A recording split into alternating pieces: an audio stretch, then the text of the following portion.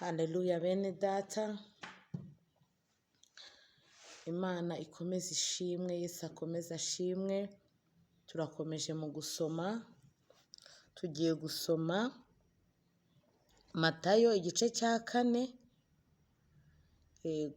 igice cya 4 duhere ku murongo waho wa mbere, dusome tugeze ku murongo wa 11. Iki gice Uwiteka akomeze kudufasha, twuzuze, akomeze kutwigisha, Mwuka w'Imana utubonekeho, imbaraga zayo zitubonekeho. Kino gice titire yaho iranditse ngo Yesu ageragezwa na Satani.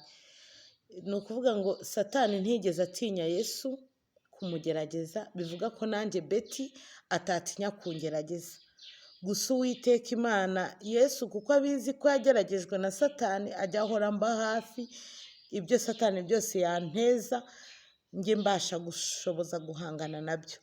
Yesu ageragezwa na Satani, bivuga ngo Yesu nawe yageragejwe na Satani. Kambyumve neza, twese dufatanye kumva iki gice, Imana ibaha umugisha.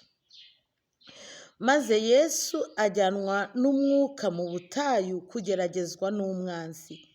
Amaze iminsi 40 n'amajoro 40 atarya, abona gusonza. Umushukanyi aramwegera aramubwira ati, niba uri umwana w'Imana, bwira aya mabuye ahinduke imitsima. Aramusubiza ati, handitswe ngo, umuntu ntatungwa n'umutsima gusa, ahubwo atungwa n'amagambo yose ava mu kanwa k'Imana. Maze umwanzi amujyana ku murwa wera, amuhagarika ku gasongero k'urusengero, aramubwira ati, niba uri umwana w'Imana, ijugunye hasi, kuko handitswe ngo, izagutegekera abamarayika bayo bakuramire mu maboko yabo, ngo udakubita ikirenge ku ibuye. Yesu aramusubiza ati, kandi handitswe ngo, ntukagerageze Uwiteka Imana yawe. Umwanzi arongera amujyana mu mpinga y'umusozi muremure cyane, amwereka ubwami bwose bwo mu isi n'ubwiza bwabwo. Aramubwira ati, biriya byose ndabiguha nupfukama ukandamya. Yesu aramubwira ati, genda Satani, kuko handitswe ngo, uramye Uwiteka Imana yawe, abe ariyo ukorera yonyine. Umwanzi aherako aramureka, maze haza abamarayika baramukorera. Imana iduhane umugisha ku bw'iki gice. Ubwo yamushukaga, urumva Yesu Kristo yari amaze iminsi 40 atarya n'amajoro 40, yari ari mu masengesho. Bivuga ngo Satani ntiyatinya no kugutera uvuye mu masengesho, ntabwo byamutera ubwoba, kuko na Yesu Kristo yari umaze iminsi 40 n'amajoro 40 atarya. Ngo umwanzi amujyana ku murwa wera, amuhagarika ku gasongero k'urusengero, aramubwira ati, niba uri umwana w'Imana, ijugunye hasi, kuko handitswe ngo, izagutekera abamarayika bayo bakuramire mu maboko yabo.